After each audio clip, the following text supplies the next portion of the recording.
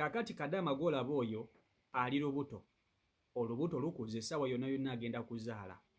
Baba yamufunisa olubuto, essaawa zino Kadama ali ku street kwagenda okuzaalira omwana. Nga sinnaba kuba nti ate nkutuusaako vidiyo eno, nkusaba ogimpereka like, etambule etuuke ku buli muntu, etuuke ne ku oyo amanye omuwala ono asobole okumunoonyaako omuwala kale ataasibwe n'omwana we. Wuliriza. Omuwala oyo Kadama w'e Saudi Arabia, mu kiyumba gye yali akolera yatandika okweyagala ne baba mu nkukutu. Omuwala yatandika okweyagala ne baba nga bakola omukwano ne baba mu bubba nga mama tamanyi, era ebintu baabiriiranga ddala. Kwegamba ya protectinganga gains n'ayitawo n'asukka. Gains ya protectinga ne zivaamu eri amugema, era baba yamufunisa olubuto. Kadama ono bwe yamanya nti afunye olubuto yasooka n'amisinga periods omwezi ogwasooka, n'atandika nno okweraliikirira. Olubuto lwe lwaweza emyezi 2 yasirika, talina muntu n'omu gwe yagamba. Teyagamba baba nannyini lwo, teyagamba mama, wabula yasirika ng'ekyama kye. Olubuto nga bw'omanyi nti omuntu osobola kweka lubuto bbanga ddene, olubuto lwajja lukula. Kadama ono kwe kugamba baba nannyini lubuto, n'amugamba baba, okimanyi nti wanfunisa olubuto ndi lubuto? Baba yeecwacwanamukko awo n'amala n'amukola ki? N'amuleka. Kadama n'asigalawo k'ewaka. Nga bw'omanyi nti abakazi banene beemanya. Abakazi beemanya. Bw'alaba mukazi munne nga ddala kituufu alina ekitali bulungi mu bulamu bw'ategeera, omukazi asobola okutegeera nti mukazi munne ali lubuto. Mama yatandika okulaba Kadama ono ng'embeera ze yeeyisaamu ddala tezikyategeerekeka. Ng'alinga omuntu ali olubuto, kwe kumuyita n'amubuuza, owaaye nnyabo, olinga ali olubuto, kituufu oli lubuto? Kadama yasooka ne yeegaana, n'amugamba mama nze siri lubuto. Siri lubuto. Era Kadama n'abyegaana. Mama yamuleka. Ogwasooka, wabula nga bw'omanyi olubuto tebalukweka. Olubuto lwajja lukula, olubuto lwajja lukula. Mama kwe kumugamba nnyabo, oli lubuto. Wabula leero sigenda kukubuuza oba oli lubuto oba toli. Njagala ombuulire olubuto luno lwani? Mama nga mukambwe. Mama yali mukambwe, ekisooka n'ekisembayo n'abuuza Kadama ono, olubuto luno lwani? Kadama ne gamumyuka n'awulira ng'atidde, kwe kugaana okumubuulira, era teyamugamba nti olubuto luno lwa baba eyalunfunisa nedda. Kadama yasirika.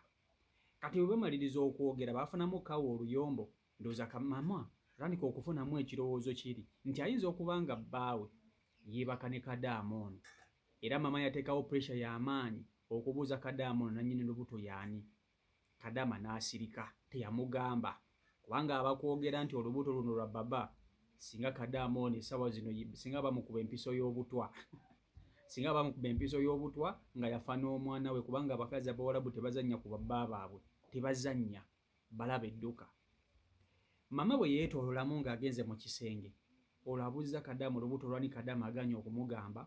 Kadama kwe kufuluma ennyumba atoloke agende adduke, nga mu butuufu alabira ddala atagenda kusobola kuba na lubuto luno ng'ali mu maka gano. Kadama n'asalawo adduke agende ebweru.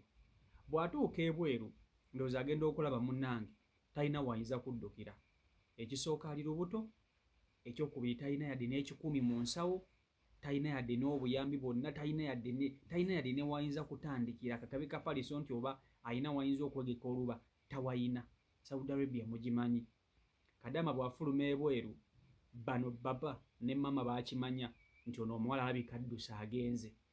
Kyokka buye bwa mukazi wattu bw'atuuka eyo ebweru ne azungazunga n'afuna bwe yeekuka n'alaba nga tebijja kukola, n'ayagala dde akama mbaya n'embaaya bamukuze n'olubuto lwe. Oba yali agenda kulimba ki mama, oba yali agenda mugaa nti olubuto nanywedde lunywe, oba yali agenda mugaa nti olubuto nafunye lwa musambwa, naye nga yandibadde asobola omugamba nti olubuto lwa baba. Naye yayagala mukazi wattu okukomawo kubanga tasobola kubeera bweru ng'ali lubuto. Agenda okutuuka ku ggeeti y'ennyumba ng'omulyango baagutaddeko kufulu.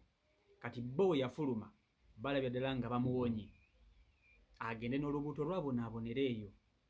Kadama yalina ennamba ya baba nannyini lubuto, baba w'ewaka ng'agirina, kwe kukubira baba amugambe nti owange munzigalidde ebweru naye ndi lubuto ate sirina buyambi wandibadde obaako n'ennyamba gy'onnyambamu.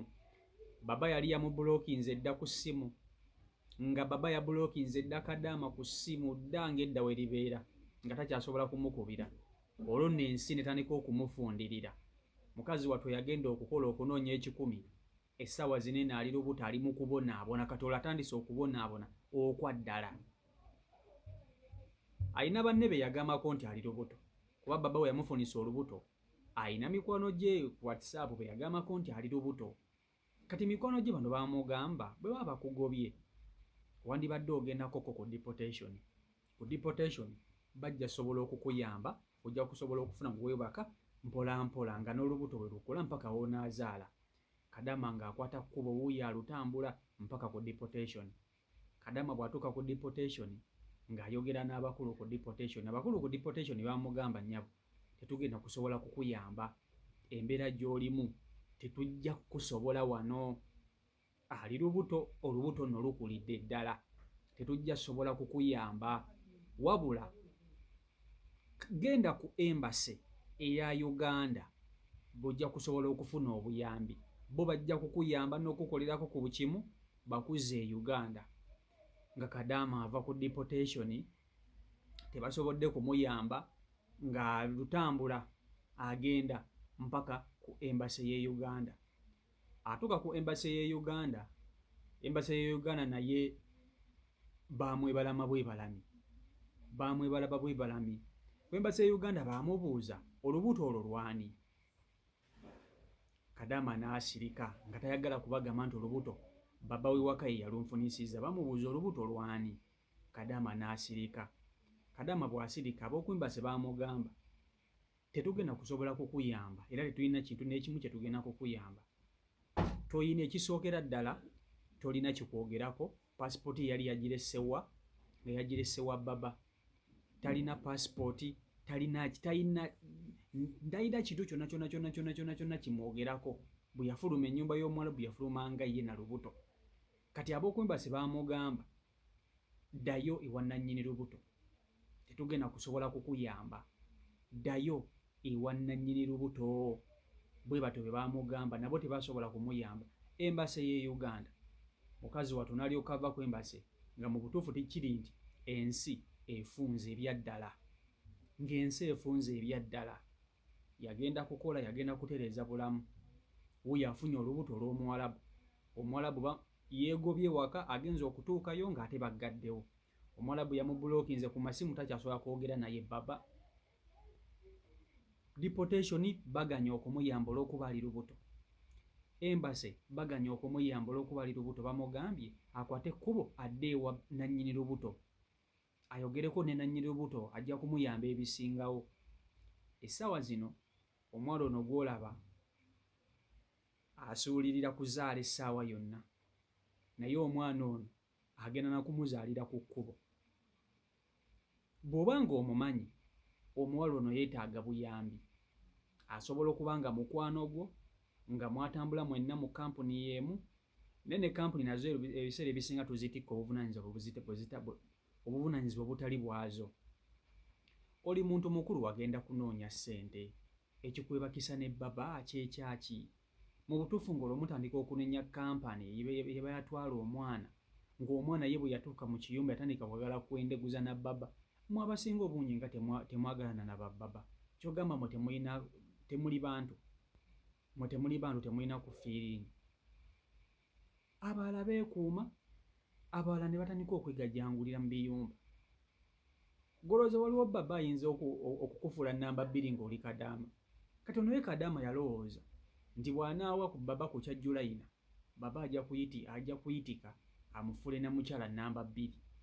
Ebyo tebikola, oli Kadaama, tebikola. Tebikola.